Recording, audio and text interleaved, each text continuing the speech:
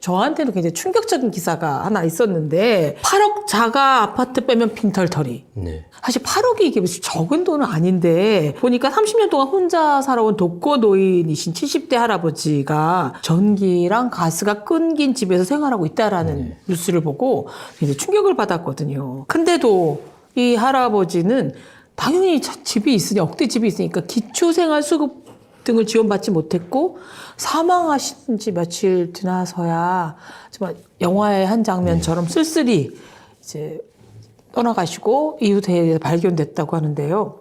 박사님, 우리나라에 이런 노인들이 뜻밖의 많다면서요. 지금 방금 이제 기사에 두 가지 문제가 이제 네. 그 중첩되어 있는데요. 첫 번째가 이제 고독사라는 예. 거고요. 이제 두 번째가 이제 우리나라에서 좀 특유한 문제인데 우리가 하우스리치 캐시프로라고 이야기합니다. 예, 집은 덩그러니 큰 걸 가지고 있는데 현금이 없다는 것. 그게 이제 이분 같은 경우는 이제 극단적으로 나타난 경우이고요.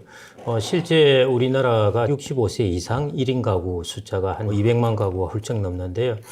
그 다음에 2030년 되면은 이게 290만 가구, 거의 이제 300만 가구에 육박합니다. 그렇게 되면서 이제 사회 현상들이 앞으로 많이 일어나게 될 텐데 방금 말씀하신 게 이제 그런 사회 현상이 극단적으로 좀 하나 나타난 경우인 것 같습니다. 근데 이제 늘어나는 이런 노인 가구? 네. 는 피할 수 없잖아요. 그리고 뭐 하루 이틀 된 건 아니기도 하지만 맞습니다.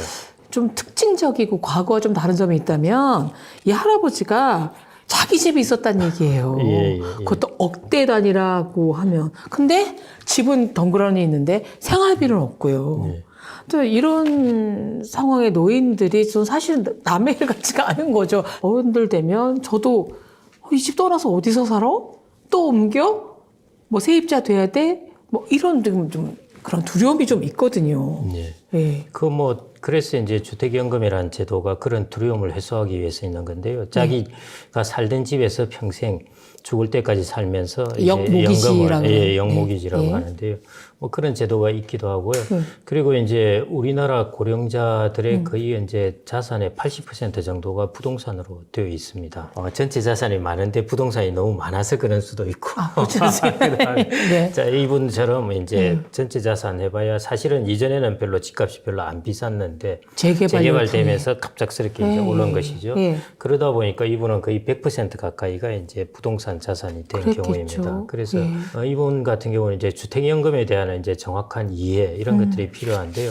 이 마치 주택연금을 들게 되면은 내 집의 소유권을 빼앗기게 되는 것처럼 언제 처분을 마음대로 못하니까 그런 생각이 들 수도 있을 겁니다. 그렇죠. 우리나라 사람들은 더욱더 집은 내가 내 집에 내 등기로 되어 있는 집 이런 것들을 가지고 있으면 좋겠다는 생각이기 때문에요. 그런 부분에 이제 좀 이런 부분을 꺼리게 만든 것 같고 사회복지사께서 이제 그걸 계속 추천을 하셨거든요. 주택연금을 해서 받으시라 했는데 이제 내 집은 절대 그럴 수 없다. 뭐 그렇게 해서 이제 안 받고 계시다가 이런 일을 당할 줄 몰랐던 거죠. 사실은요. 그래서 그런 부분에서 우리는 자기 집에 살면서 할 수 있는 제도가 있는 것이고 우리나라가 그런 부분에 있어서는 주택연금 제도가 좀 잘 되어 있는 편입니다. 그래서 그런 걸 활용하시면은 좋고요. 지금도 이제 정부 당국에서는 상당히 중점적으로 역점 사업을 두는 것 중에 하나가 지금은 주택만이 되고 있는데 앞으로는 이제 땅도 마찬가지로 좀 이렇게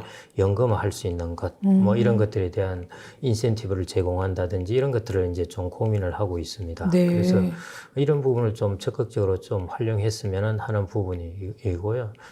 이분 같은 경우에 제일 문제가 사실은 집 때문입니다. 그러니까 이게 내 집. 이제 소득을 기준으로 하는데요. 재산을 가지고 있으면 이걸 소득으로 환산을 합니다. 네. 근데 이제 8억 원의 집을 가지고 있다고 그러면은 이 중에 기본 재산 부분을 빼줍니다. 빼주는 것이 뭐 8천에서 1억 3천 왔다 갔다 하는데요.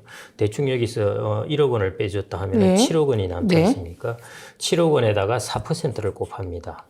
그리고 나누기 12 하면은 이게 인정소득, 월 인정소득이 되게 됩니다. 그렇게 계산하면은 한 233만 원이 나오거든요. 그런데 기초연금을 받는 1인 가구 기준으로 해서 그 상한선이 213만 원이에요. 그래서 저도 정확하게 어떻게 계산됐는지 모르겠는데 대충 딱 계산을 해보면은 이게 좀 초과하게 되는 것입니다. 그러면은 이제 국가 입장에서 그런 것이죠. 국가가 이걸 도와줄 수 있는가? 우리가 60대 같은 경우에 평균 순자산이 4억 6천이라는데 이 사람은 8억 원의 재산을 갖고 있는데 국가가 여기에 돈을 과연 그렇죠. 지원을 해줄 수 있는가 이런 생각을 하는 것이죠. 진정한 예. 하위층 뭐 기초숙자도 그렇죠. 있는데 예. 예. 그래서 이런 부분 재산 많은 사람들이 그런 생각을 하거든요. 기초연금을 받을 수가 있는데 그래서 이게 사각지대가 생길 수가 있습니다. 맞아요. 사실은요. 예. 예. 근데 이걸 얼마든지 통로가 주택연금을 있는데. 받으면은 뭐 200만 원, 300만 원 사이에 실제로 이제 233만 원이라고 아까 대충 인정액이 네. 나왔는데요. 진짜 주택연금으로 계산하면은 딱 그 비슷하게 나옵니다. 오. 사실은요. 예. 그러니까 국가 입장에서는 약간 넘는 것이죠. 그래서 이제 그 부분이 안 되는 것이고요. 만일 이분이 이제 좀 더 컨설팅을 해드린다면은 예를 들어 집을 팔고 네. 5억짜리 집으로 이사를 가시는 거예요. 그럼 3억이 남죠. 5억은 주택연금 가입할 수 있죠.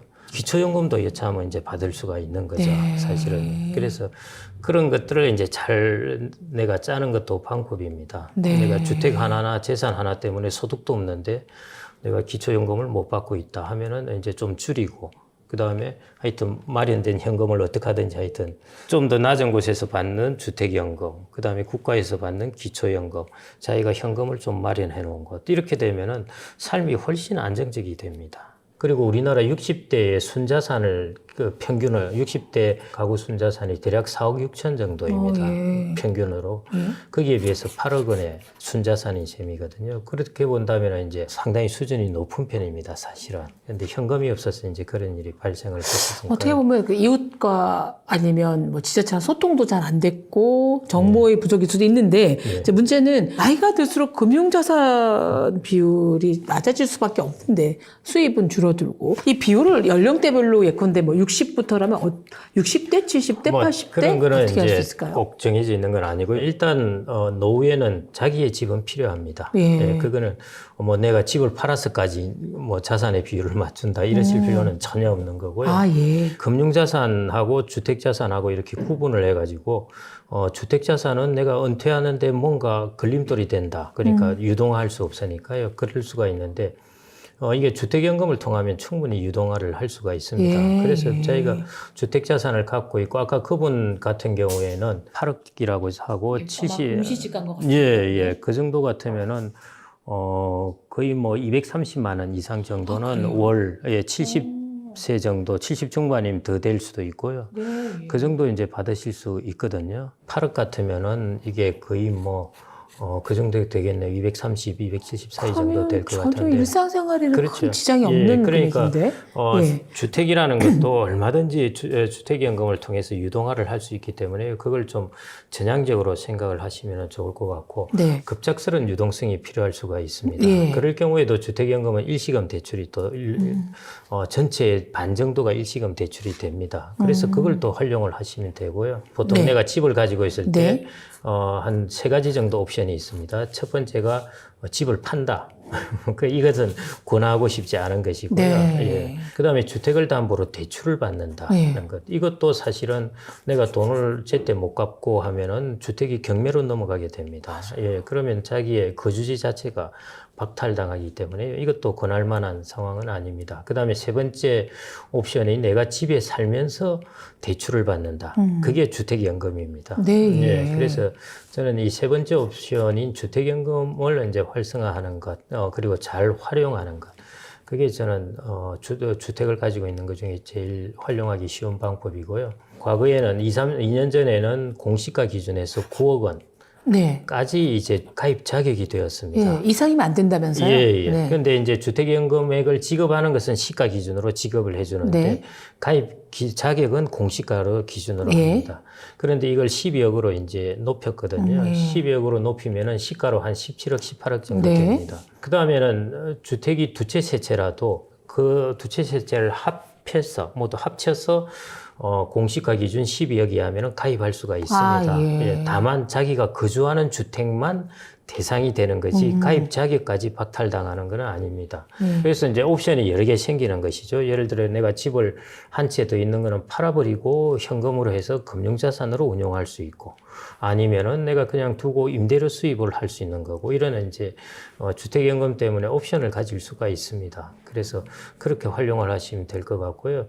주택연금은 다른 부분에서도 여러 개 활용됩니다. 어머니께 집을 마련해드리고, 네. 그다음에 그걸 주택연금으로 가입해서 그걸 용돈으로 드린 겁니다. 아, 그리고 일찍 돌아가시거나 어쩌거나 하셔가지고 나중에 그 주택연금이 만료가 되면은 거기서 돈이 차익이 생기면은 그건 자기가 다시 가져오면 되는 거고, 자기가 상속인이니까요. 그러니까 집도 마련해드리고 그걸 연금으로 예, 용돈 생활비까지 용돈은 들 수 따로, 있는 예. 네, 이중의 효도를. 그렇죠. 또 하나가 이제 걱정하는 게 내가 요양원 들어가면 어떡하지? 요양원에 들어가면 주택을 떠나게 되니까요. 그렇죠. 예. 그런데 뭐 당연히 주택연금을 국가가 운영하다 보니까 예, 그 떠나더라도 주택연금은 계속 줍니다. 이 네, 경우에는. 예. 예. 그래- 불가피한 상황이기 예, 때문에. 맞습니다. 그러면 집이 비어 있잖아요. 네. 그럼 이거 임대 주면 되죠. 아, 그러면 거긴 안 따지나요? 예, 예. 임대료와 아. 주택연금하고 합치면은 요양원 비용을 충당할 수도 있고요. 그래서 네. 주택연금을 이렇게 잘 활용을 하시면은 훨씬 노후를 풍요롭게 내가 마지막 세상을 떠날 때까지 나의 현금 흐름이랄까요? 내 소득을 마련해 줄 수가 있습니다. 네. 만약에 이 70대 노인께서 예. 좀 더 건강하고 뭐 이럴 무렵에 수입을 어떻게 좀 자기가 왜 관리를 해두셨으면 예. 이렇게 전기세 이런 거 다 끊기는 비참한 수익 상황은 관리를 아니었을까요? 하셨겠죠. 이제 네. 70대 수익 관리를 할 수 있는 것은 결국 사회복지사와 잘 연결을 해야 됩니다. 사회복지사. 예, 예. 일본이 우리가 잘 산다고 생각하는데도 노후 파산하는 사람들이 꽤 있습니다. 네. 그 사람들의 이제 그 파산하는 이유가 크게 어려워진 이유가 이제 한 4가지 정도가 있는데요. 네. 첫째 이제 국민연금도 제대로 못 받는다. 예, 이거 제대로 가입을 안 한 것이죠. 네. 예. 그 다음에 이제 자기 집이 없다. 그러다 보니까 임대료를 내야 되니까요. 뭐 기초생활 돈을 받더라도 여기 돈이 나가고 별로 없는 겁니다. 네. 그 다음에 세 번째가 건강이 악화되는 경우. 여기 있을 때 약값, 치료비 이런 것들이 들어가면은 지탱이 힘든 것이죠. 그래서 제일 기본적으로는 건강과 공적연금 그리고 자기의 집.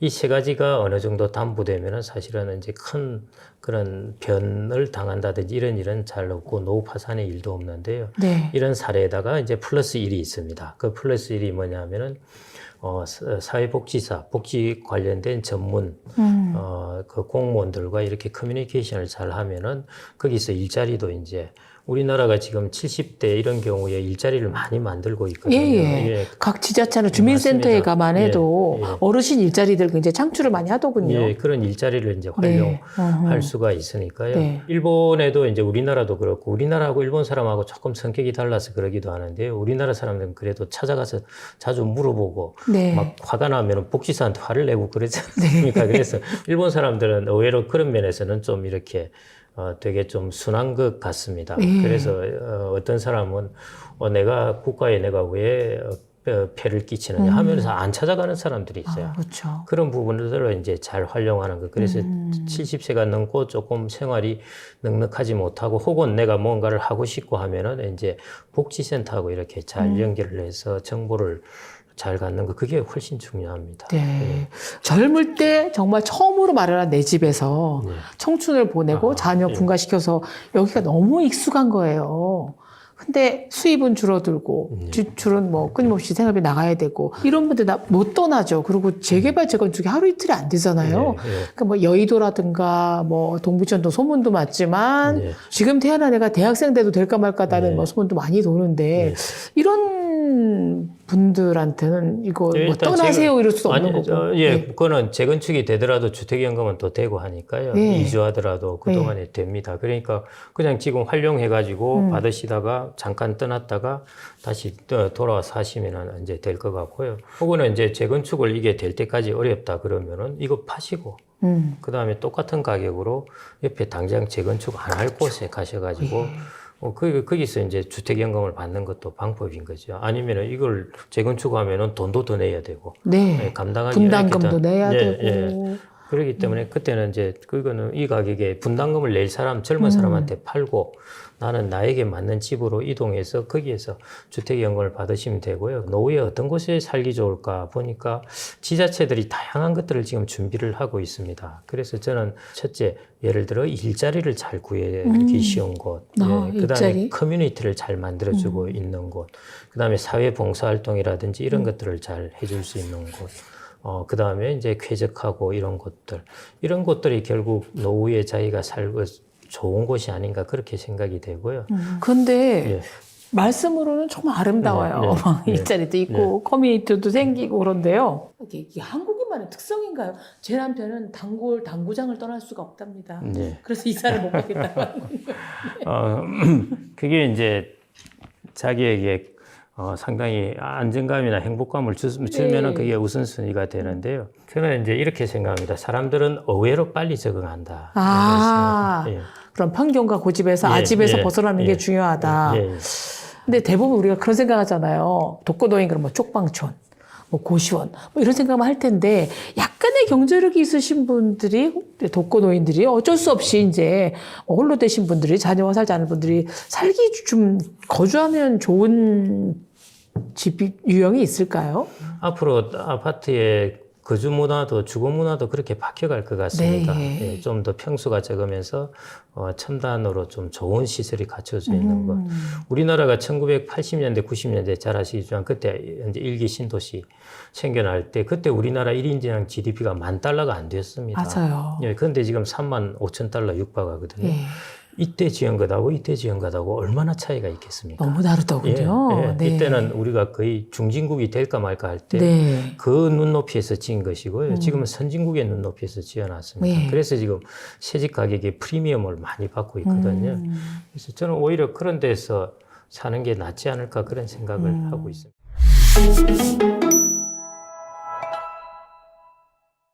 지금 신축, 구축 얘기했는데 얼마 예. 전까지만 해도 분위기가 완전히 신축으로 갔다가 그렇죠. 최근에는 또 구축, 재건축을 보고 들어가는 난 뭐 몸테크도 불사하겠다 이러는 분들도 좀 예. 느는 모양이라고요? 예, 맞습니다. 뭐 규제 완화의 효과도 있긴 한데요. 네.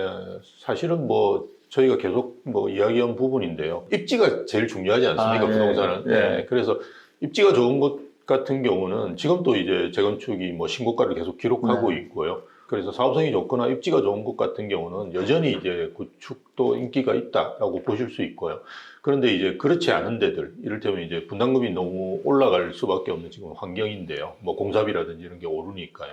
예, 그렇게 해서 뭐 사업성이 안 나오는 곳 같은 경우는 여전히 힘들고요. 그리고 재건축이 이제 초기 단계 같은 경우는 여러 가지 변수가 많다 보니까 최근에 좀 어렵습니다. 근데 이미 그 사업이 많이 진행된 데들, 이를테면 사업 시행 인가를 받은 데들이라든지 이런 데들 같은 경우는 서울 같은 경우는 여전히 뭐 잘 진행되고 있는 걸로 알고 있습니다. 예. 네.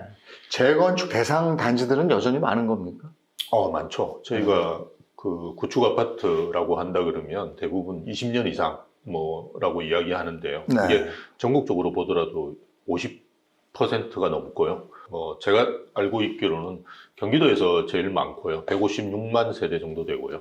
서울도 113만 세대 정도 됩니다. 그러니까 뭐 이 중에 상당 부분이 이제 재건축을 해야 될 아파트라고 볼 수 있죠. 예. 전에 땅이 많을 때 예. 입지가 괜찮은 곳에 먼저 아파트를 짓고 집을 지었기 때문에 예. 재건축 단지들이 입지가 좋은 곳이 많잖아요. 그렇죠. 맞습니다. 근데 이제 문제는 그 안에 사는 주민들이 얼마나 일치된 마음으로 추진을 그렇죠. 하느냐 예, 이게 맞습니다. 또 관건이더라고요. 예. 근데 그동안에 구축 아파트, 재건축 단지 아파트들이 인기가 떨어졌던 이유는 뭐였습니까? 최근에 이제 그 재건축 사업 여건이 많이 안 좋아졌습니다. 대표적인 게 이제 공사비죠.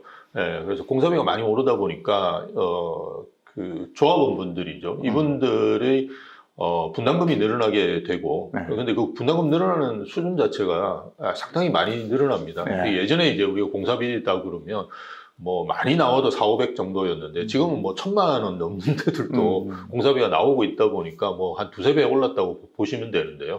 뭐 조합이 진행되다가 이제 반대에 부딪히고 이러다 보니까 잘 진행이 안 되는 거죠. 그 앞으로가 어떻게 될 거냐가 더 중요하겠죠. 그래서 우리가 좀 나눠서 생각해 볼 수 있는데요. 자재비하고 인건비 이렇게 두 개로 나눠볼 수 있습니다. 근데 자재비는 지금 뭐 상당 부분 이제 안정이 되어 간다라고 네. 생각하시면 되는데요.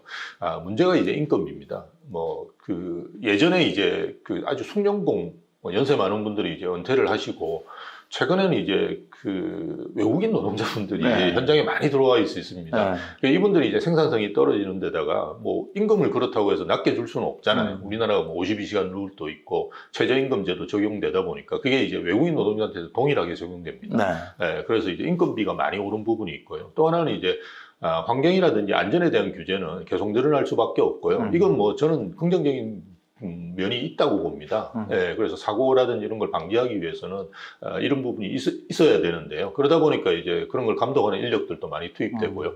한제로 이제 내년부터 시행되는 게 제로 에너지 건축물 인정제라고 있습니다. 뭐 딱 들어보시면 아시겠지만 이제 환경에 대한 건데요. 에너지를 덜 쓰는 이제 건물을 짓는 방식인데요. 이게 다 이제 그 공사비를 올리는 요인일 수밖에 없거든요. 이런 환경이라든지 안전에 대한 규제가 생기면서 계속적으로 공사비가 오르는 부분들도 있고요. 뭐 이러다 보니까 계속 그 분담금도 늘고 사업이 진행이 잘 안 되고 그리고 MZ세대라고 해서 요즘 젊은 분들 같은 경우는 또 이렇게 몸테크하거나 이런 것도 싫어하시죠.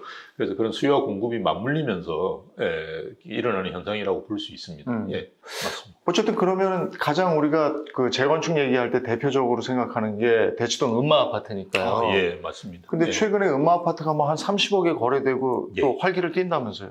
최근에 이제 대치동 음마 아파트뿐만이 아니라 여의도에 있는 아파트들도 신고가를 많이 기록하고 있는데요. 대치동 음마 아파트 같은 경우 35평이 제가 알고 있기로 최근입니다. 10월 4일이니까요.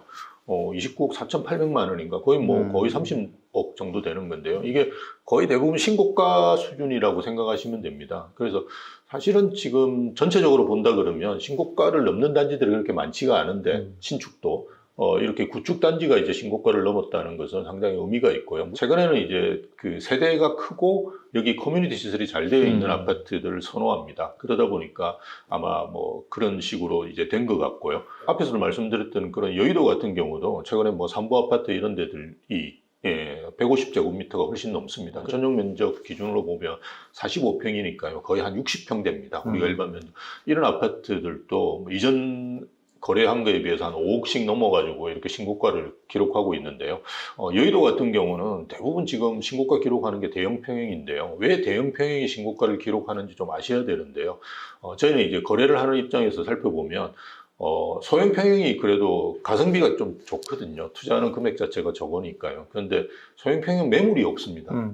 이미 뭐 다 걷어가셨거든요. 올 초에 가격 좋을 때. 그래서 대형 평형만 지금 남아 있습니다. 그만큼 이제 입지가 좋은 곳의 재건축 아파트 같은 경우는 상당히 이제 주목을 받고 있다고 볼 수 있습니다. 예. 목동도 지금 활발하더라고요. 목동도 좋죠. 그래서 뭐 목동도 굉장히 핫합니다. 그래서 신고가를 기록하는 데들도 많고요. 7단지가 대표 단지인데요. 뭐 이런 데들은 수요가 상당히 몰리고 있는 걸로 알고 있습니다. 근데 매물이 오히려 적습니다. 자, 그러면 이제 좀 더 구체적으로 들어가서 내가 몸테크를 각오하고 한번 들어가서 기다려 볼 만한 곳은 어디가 있을까? 탑 3를 알려주시겠다고요? 예. 이거 되게 조심스럽긴 한데요. 뭐 근데 너무 이제 좋은 아파트만 말씀드려서 또 댓글이 걱정이 되는데요. 그 제일 좋은 지금 아파트는 잠실 주공 5단지입니다. 그래서 이 아파트는 뭐 사실은 어떤 분이라도 권할 것 같은데요. 이 아파트 사업성이 엄청 좋습니다. 그래서 지금 같은 평형으로 넘어가신다 그러면 환급을 받으실 수 있습니다. 그 정도예요? 예. 환급 금액은 이제 사업을 어떻게 내느냐에 따라 조금씩 차이가 있는데요. 그만큼 이제 사업성이 있는 아파트입니다. 그래서 최근에 이제 여기가 제일 큰 아파트가 36평형 정도로 알고 있는데요. 30억이 넘으면서 예전 이제 신고가를 거의 기록했는데요. 상당히 좋은 아파트이기 때문에 한번 뭐 고려해 보시는 것도 상당히 좋지 않을까 생각하고요. 제가 여러 군데 좀 말씀드리는 게 좋으니까요. 여의도 같은 경우는 여러 아파트, 뭐 삼보라든지 대교 이런 아파트도 좋긴 한데요. 저는 이제 많이 권해드리는 아파트가 미성 아파트입니다. 거기가 이제 그 여의도역에서 제일 가깝다라고 생각하시면 되는데요. 여의도에는 이제 역이 한 4개 정도 있는 걸로 제가 알고 있습니다. 여의도역 있고, 뭐 여의나루역도 있고, 저기 국회의사당역도 있고, 색강역이라고 또 있죠. 그렇게 있는데 그 중에 핵심은 사실은 여의도역이거든요. 그 여의도역에 가장 가까운 아파트다 보니까 뭐 종상향 이슈도 분명히 있고요. 주거지역이 상업지역으로 바뀌기 때문에 그에 따른 혜택도 있는데요. 그런 이제 짓기 전에도 혜택이 있는데 짓고 나서도 저는 상당히 혜택이 있을 거라고 봅니다. 그래서 어쨌든 역세권에 따른 혜택들은 분명히 있기 때문에 미성 아파트 같은 경우도 권해드릴 수 있다라고 볼 수 있고요. 또 하나는 이제 개포동에 아직 그 재건축을 안 한 아파트들이 있습니다. 5단지, 6단지, 7단지 중층인데요.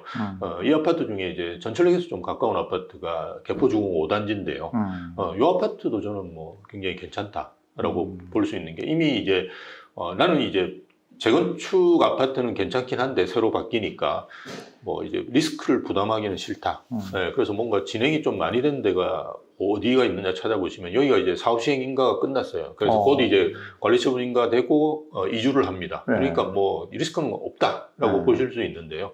이 아파트도 이제 그런 여러 가지 주변에 이제 이미 그 개포 중공 아파트들이 많이 이제 신축으로 바뀌었거든요. 그래서 개발 압력도 높고 그래서 뭐 권해드릴 수 있는 아파트라고 볼 수 있습니다. 지금 세 군데 말씀해 주신 게 다 예. 강남권이에요. 예, 잠실도 그렇고 예. 개포도 그렇고 여의도는 뭐 거의 강남권이죠. 강남이죠. 예. 강북에는 없습니까? 근데 만만한 게 없습니다. 예, 뭐 노도강이라든지 여러 아파트들을 예. 이렇게 할 수는 있는데요. 제가 좀 안타까운 점은 아까 말씀드렸지 분담금 이슈가 지금 상당히 많이 작용을 합니다. 이를테면 노원구에 있는 아파트가 아파트 가격이 한 5억, 6억밖에 안 하는데 분담금이 5, 6억 나오는 그래요? 예, 그 정도 나옵니다. 지금 상황이. 그래서 그럴 경우에는 이제 이를테면 한 15억 이상 재건축이 끝나고 난 다음에 15억 이상이 되어야지 그나마 이제 거의 본전 비슷하거든요. 왜냐하면 그 재건축 되는 기간 자체가 길기 때문에 그에 따른 비용들을 다 고려해야 되는데요. 근데 지금 노원구에서 15억 이상 하는 아파트가 없습니다. 그래서 이게 상당히 좀 힘든 상황입니다. 그래서 예. 제가 추천드리기가 좀 그런 부분들이 있는 것 같아요.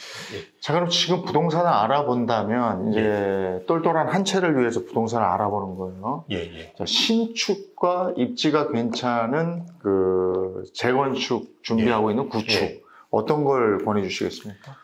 이게 상황에 따라 조금 다르다고 볼 수 네. 있습니다. 이렇게 노후를 대비하신다라는 차원에서 아파트를 선택하신다 그러면 저는 이제 신축을 권해드리고요. 그 신축 중에도 이를테면 주변이 이제 다 그 신축으로 완료된 데, 그래서 제가 이제 많이 권해드리는 데는 개포동인데요. 개포동 보면 뭐 아까 말씀드린 1단지부터 4단지는 이미 다 끝났거든요. 그래서 하나 예를 들면 이제 개포 자이 프레젠스라는 아파트가 있습니다. 이 아파트에 20평, 24평인가 25평 정도 되는데요.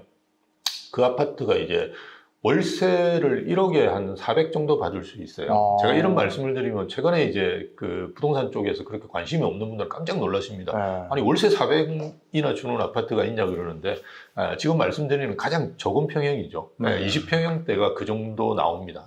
찾아보시면 그거는 뭐 이미 실거래가 됐으니까요. 확인하실 수 있는데요. 이게 수익률로 저희가 계산을 해보면 한 3% 가까이 나옵니다. 평균적으로 강남 아파트가 6에서 한 7% 정도가 오릅니다. 1년에. 그걸 생각해 보시면 대략 한 10% 정도의 수익률은 거의 보장이 된다고 볼 수 있거든요.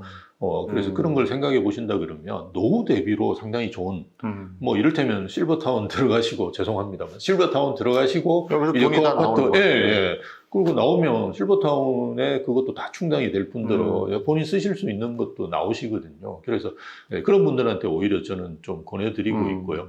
재건축 아파트도 똘똘한 거는 의미가 있는데요. 시간이 많이 걸리지 않습니까? 그렇죠. 60, 70대가 매입하시면 잘못하면 이제 돌아가실 때까지 안 될 수도 있거든요. 그 애들만 좋은 거예요. 맞습니다. 그래서 자녀분한테 아주 좋습니다. 그래서 제가 이제 미래형 자산이라고 그러는데요. 자녀분들 같은 경우는 한 10년 지나면 어느 정도 이제 구체적으로 윤곽이 드러나지 않습니까? 그럼 이제 가격도 많이 올랐고. 이 녀석들이 또 권할 것 같은데?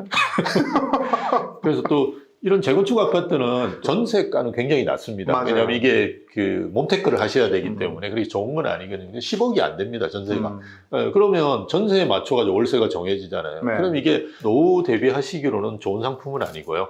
자녀분들한테 되게 좋은 상품입니다. 그래서 이렇게 좀 나눠가지고 생각하실 필요가 있는 것 같습니다. 예. 내가 왜 거기 들어가겠다 그러는 거예요? 신축이 과거와 이제 차이가 나는 점이 예전에는 이제 압구정동 현대아파트나 지방에 있는 아파트나 짓는 수준이라든지 공법 같은 거 거의 똑같았거든요. 네, 네. 근데 최근에 이제 신축 아파트를 보시면 공법 자체가 많이 다르고요. 유니트도 상당히 이제 빼어나게 만들어내고요.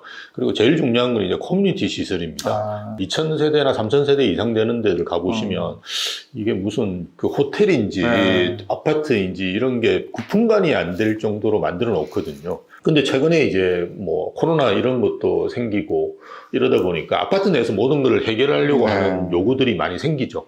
그리고 고령화의 또 이슈들도 있겠죠. 고령화가 되면 일단 멀리 안 가시지 않습니까? 가시기도 힘들고 그런 상황에서 아파트 내에서 모든 게 다 해결되는 이런 아파트.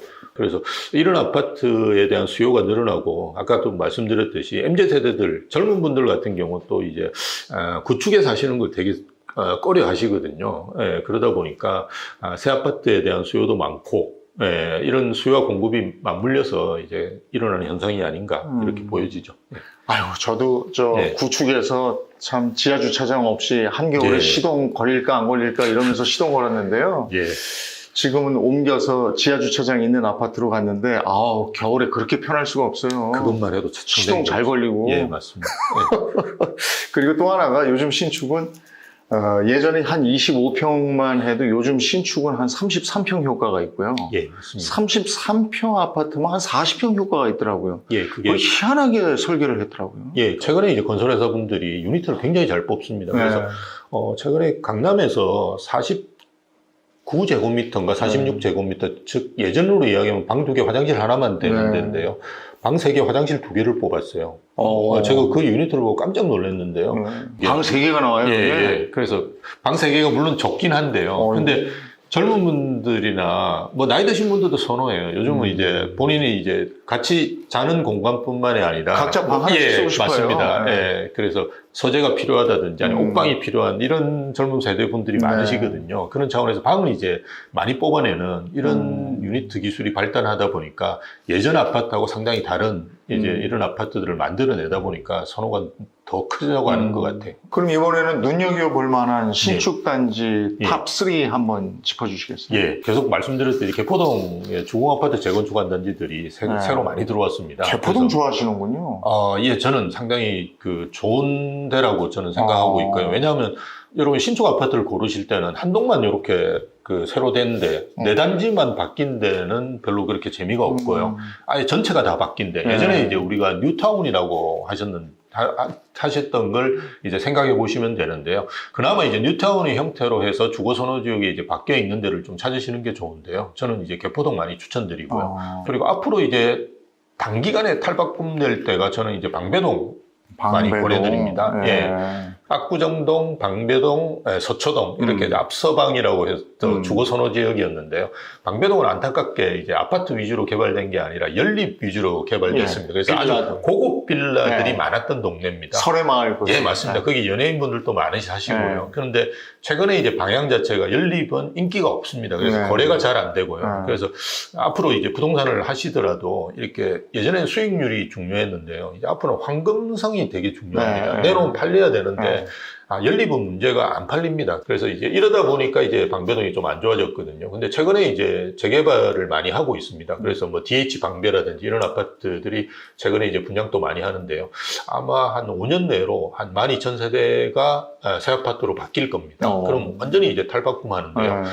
서리풀 공원이라고 아주 좋은 공원이 있습니다. 그 공원 주변에 그 준신축들이 많이 있습니다. 그래서 그런 아파트들이 지금 30평도 한 20억 초반대, 뭐 20억대 요 정도 수준이거든요.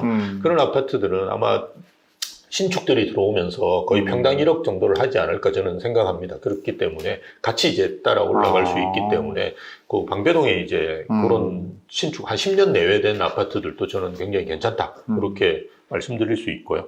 독수리 오행제라고 하면 대부분 아시는데요. 예, 강남역에 좀 이렇게 붙어있는 아파트 5개 정도가 재건축을 해서 새 아파트로 바뀌었는데요. 서초 그랑자이라든지 레미안 리더스원이라든지 이런 아파트들인데요. 이 아파트들은 강남에 그 주변에 보면 신축이 거의 없습니다. 없는데도 불구하고 여기만 이제 신축이 있고요. 근데 어떤 분들은 이제 뭐 좀 조용한 걸 좋아하시는 분들도 있고 그런데 강남역에 딱 붙어 있으면서 이렇게 몰려 있다 보니까 굉장히 주거지로서 조용하기도 네. 하고 접근성도 굉장히 좋은 아파트입니다. 뭐 어딘지 알겠어요. 예. 그래서 저는 많이 권해드리는 아파트인데 아직까지 좀 저평가되어 있는 게 아닌가 저는 생각하는데요. 대부분 2020년 정도에 입주한 아파트이기 때문에 네. 뭐 초신축이라고 볼 수 있습니다. 그래서 그런 아파트들도 저는 되게 많이 권해드립니다. 그렇군요. 그 앞으로도 신축 쏠림 현상은 예. 당분간 지속되겠죠? 예, 뭐 당분간 뭐 지속될 수밖에 없는 게 일단 신축이 앞으로 공급되는 게 거의 없습니다. 그래서 의미 있는 공급이 이제 올림픽 파크 포레온이라든지 최근에 분양하고 있는 잠실 레미안 아이파크 그것도 한 2,600세대 되거든요. 그런 이제 대형 단지들 제외하고 나면 2026년, 27년으로 갈수록 이제 몇천 세대만 이제 서울이 입주합니다. 뭐 절벽이라고 이야기할 수 있는데요. 그러다 보니까 신축 아파트의 가치가 높아집니다. 그리고 사실은 지금 한 그나마 올해하고 내년 정도에 2만 3만 세대 정도가 입주를 하는데요. 이것도 사실은 서울은 이제 정비 사업을 통해서만 입주가 되지 않습니까? 그냥 빈 땅이 없거든요. 그래서 기존에 재개발 재건축해서 사실은 공급을 하는데요. 앞에서도 말씀드렸던 뭐 2,600세대, 그 다음에 올림픽 파크 포리온이라고 하는 둔천주공 아파트 재건축한 건데요.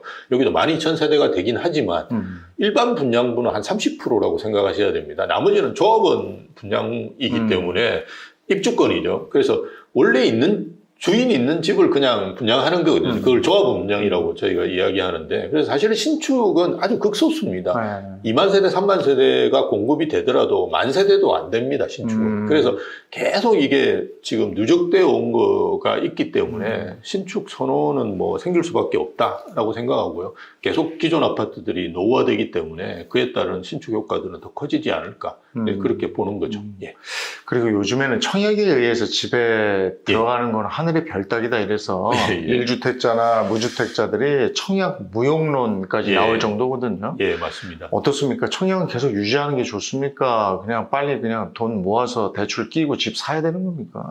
저는 이제 두 가지를 다 그냥 하시는 게 좋다라고 말씀드리는데요. 여전히 이제 청약이 뭐 로또라고 말씀하시는데 그거는 이제 로또만큼 이제 번다. 이제 강남 같은 경우는 거의 한 10억 정도가 보장이 되는 이 수준이기 때문에 로또라고 이야기하는데요. 예. 그런데 이제 당첨이 또 안 되기 때문에 로또라고 이야기하는데 사실은 로또 당첨하고 이렇게 확률을 비교해 보시면 엄청나게 낮습니다. 제 주변에도 보면 가끔씩 당첨되는 분들이 계십니다. 그래서 일단 뭐 넣어 보시는 게 좋고요. 그리고 1주택자 분들도 사실은 이제 당첨 확률이 있습니다. 우리가 이제 무주택자만 여기 넣을 수 있다고 아시는 분들이 계신데요.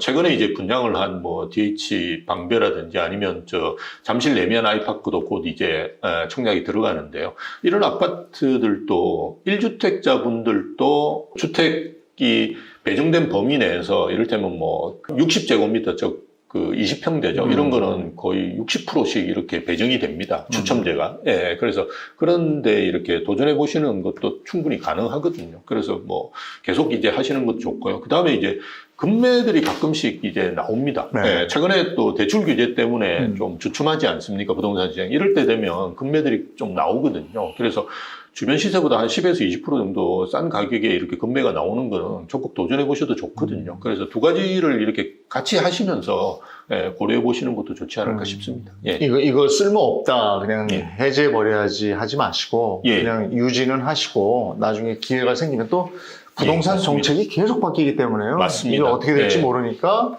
기왕에 하신 거 급한 돈 아니면 계속 유지하시는 게 좋겠다. 예, 그리고 금리가 그 3.1% 정도로 올랐어요. 예전에. 그래서 여러분이 은행 가보시면 요즘 뭐 3% 초반대밖에 어차피 적금을 안 주거든요. 그래서 매달 넣으시는 금액도 아마 10만 원에서 25만 원인가로 올랐어요. 그래서 뭐 적금 부으신다고 그냥 생각하시면 저는 좋을 것 같아요. 예. 그리고 이제 중요한 거. 집값이 어떻게 될까? 근데 지금 이제 표현이 잠깐 주춤하고 있는데 이렇게 말씀하셨어요. 주춤하고 있다는 건 다시 간다는 얘기 아니에요? 예, 저는 뭐 그렇다고 보는데요. 아마 뭐 저는 빠르면 올해 말 정도 되면 또 움직이지 않을까 생각하고요. 왜냐하면 올해 말에 이제 그 계약을 하는 물건들 같은 경우는 잔금은 대부분 내년이지 않습니까? 그래서 실제적으로 대출이 일어나는 거는 내년이거든요. 내년 초 되면 은행에서는 다시 이제 영업을 해야 되고 그 대출 한도라는 게 있습니다. 은행별로 주택담보대출을 어느 선까지만 하라 이런 게 금감원이나 이런 데서 좀 간섭을 하거든요. 그게 이제 다시 리셋이 되기 때문에 뭐 다시 이제 시작을 합니다. 그래서 우리나라 은행들 같은 경우는 예대 마진으로 이걸 수익을 낼 수밖에 없는 구조가 되어 있습니다. 그렇기 때문에 내년 초 되면 다시 또 적극적으로 은행에서 영업을 하고 또 금리도 조금 더 떨어지지 않을까 이렇게 지금 사실은 금리가 계속 가상금리를 정부에서 올리고 있지 전 세계에서 금리가 오르는 나라는 우리나라가 거의 유일하거든요. 예. 근데 뭐 이렇게 상업용 부동산 같은 거 해보시는 분은 알겠지만 상업용 부동산은 전혀 영향을 안 받다 보니까 금리가 지금 떨어지고 있고 주택담보대출은 정부에서 이제 막 규제를 하니까 지금 금리가 올라가고 있는데 아마 내년 초 되면 조금 더 조정이 되지 않을까 이렇게 생각합니다. 그래서 내년 초 올해 말 정도에 되면 이제 주거소득 지역을 중심으로 해서 좀 움직이지 않을까 이렇게 생각을 하고 있고요. 뭐 장기적으로 갈수록 어쨌든 우리가 그 보셔야 될 게 수요와 공급 요인을 보셔야 되는데 공급은 이제 계속 줄어들고 있는 상황이고요. 갈수록 이제 미국에서도 금리를 계속 내리면 내렸지 올리지는 않을 거거든요. 그래서 장기적으로 갈수록 금리 상황이라든지 뭐 이런 것도 좋아질 거고요. 그리고 경기가 지금 내수 경기가 안 좋은 거는 정말 안 좋습니다. 그렇지만 이것도 뭐 수출이 계속 우리가 좋은 상태니까요. 그래서 어느 정도 수준에서는 회복되지 않을까. 그렇다 그러면 미래의 여러 변수를 보더라도 장기적으로는 이제 뭐 집값이 오를 수 있는 요인들이 더 많다라고 보시는 게 맞지 않을까 봅니다. 예.